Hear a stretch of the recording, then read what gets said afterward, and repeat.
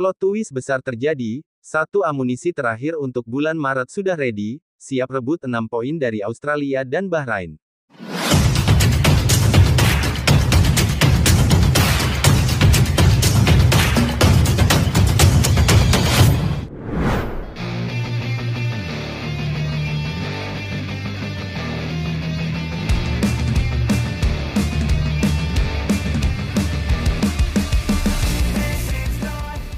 Demi memperbesar peluang lolos ke Piala Dunia 2026, PSSI gimana caranya terus melakukan upaya untuk membuat timnas Indonesia semakin kuat, terlebih momentum ke Piala Dunia 2026 akan sangat disayangkan jika tidak diambil, mengingat peluangnya cukup besar. Memang secara konsep dan target lolos melalui playoff adalah hal yang paling realistis, tapi kembali lagi setelah 6 pertandingan dilalui, faktanya kekuatan tim di grup C selain Jepang bisa dikatakan relatif setara, untuk itu lolos melalui jalur runner-up dirasa masih cukup realistis dilakukan, oleh karena itu semuanya harus dimulai dari laga di bulan Maret, yang mana 6 poin harus menjadi target utama, terlebih tim Garuda akan ketambahan oleh Romeni dan juga Hairo Readewal, namun menurut Menpora masih akan ada satu nama lagi yang akan diproses, tapi sayangnya itu masih dirahasiakan, sesuatu yang kemudian memunculkan banyak asumsi dari publik, terkait satu nama terakhir yang akan jadi kekuatan baru timnas di bulan Maret.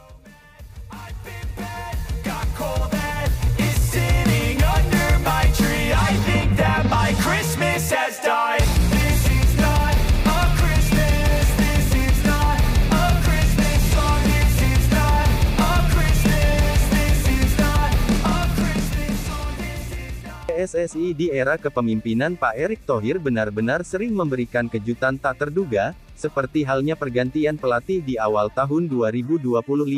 tentu keputusan itu cukup mengejutkan publik, belum lagi kejutan-kejutan lain yang selalu kita dapatkan dari PSSI, terutama soal pemain, apalagi saat ini bersama Coach Patrick Kluivert beserta tim pelatih lainnya mencoba untuk memperbesar peluang timnas Indonesia untuk lolos ke Piala Dunia 2026, yang mana sudah pasti penambahan kekuatan jadi salah satu hal yang diperhatikan, sebab bagaimanapun untuk menciptakan tim yang konsisten, serta mampu bersaing di top level, perlu yang namanya kedalaman skuad yang balance. Sejatinya dengan skuad yang ada saat ini kedalaman skuad timnas memang dirasa belum cukup.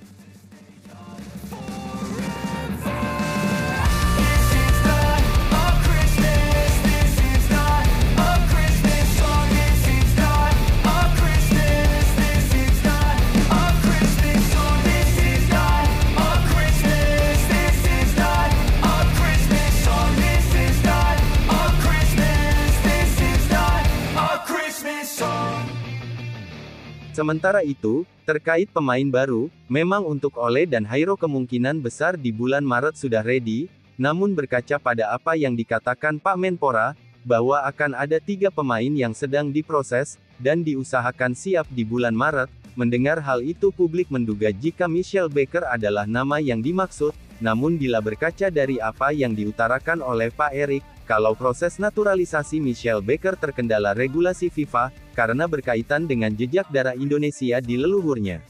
Michel Baker agak sulit setelah kita cek. Sebab, setelah dilakukan pengecekan agak sulit karena berdasarkan sesuai regulasi FIFA harus ibu bapak atau kakek nenek yang memiliki darah Indonesia. Kita sejauh ini belum menemukan surat dirinya qualified sesuai aturan FIFA, ujar Pak Erick dikutip dari bola.com. Jika kita kembali merujuk pada ucapan Pak Menpora, sebenarnya ada beberapa nama yang cukup realistis bila diproses dengan cepat, nama-nama seperti Emil Audero, Pascal Struijk, hingga Miliano Jonathans adalah nama terdekat yang bisa dinaturalisasi. Meski begitu kita juga paham kalau PSSI ini suka banget bikin kejutan yang tak terduga, sehingga setidaknya sampai bulan Februari nanti satu nama terakhir yang dimaksud masih akan terus dipantau.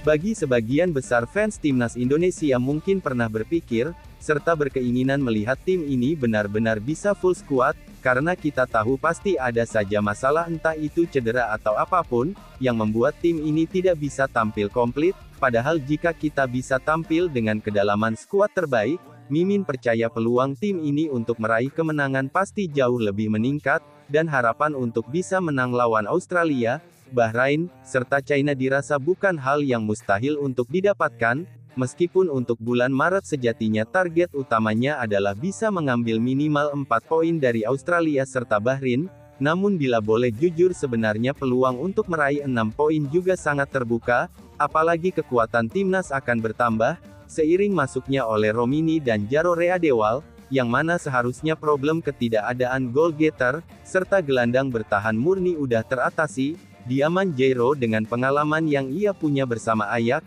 Crystal Palace dan kini Royal Antwerp diharapkan bisa jadi tandem sempurna bagi Tom Haye, yang kita tahu cukup kelabakan jika disuruh ngoyo untuk bertahan, dan bila mainnya 4-3-3 atau 4-2-3-1, sesuai konsep yang menjadi favorit Coach Patrick, maka Ivar Yener kemungkinan juga akan ditempatkan di sana, membentuk trio segitiga lini tengah yang kuat, di mana Jairo akan bertugas sebagai pemfilter serangan lawan, Tom sebagai pusat kreativitas tim, dan Ivar Yener berperan sebagai box-to-box yang stylish, sedangkan untuk Ole sendiri, ia yang bisa main sebagai winger maupun nomor 9,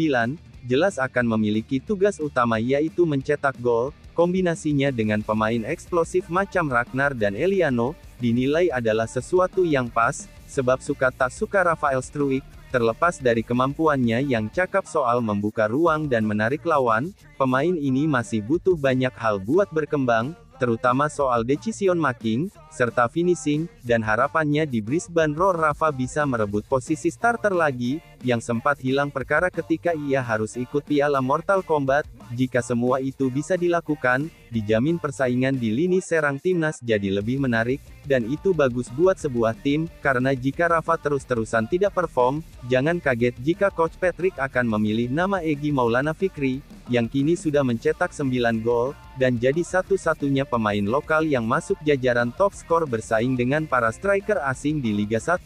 sedangkan untuk lini belakang sendiri kita cukup aman, apalagi ada kemungkinan Elkan Bagot kembali lagi, serta mudah-mudahan pemain seperti Mes Hilhers sudah sembuh dari cedera yang ia derita, sehingga komposisinya jadi makin bagus, jadi intinya jika semua pemain ready tanpa kendala apapun di bulan Maret, maka 6 poin bukanlah sesuatu yang mustahil untuk diraih.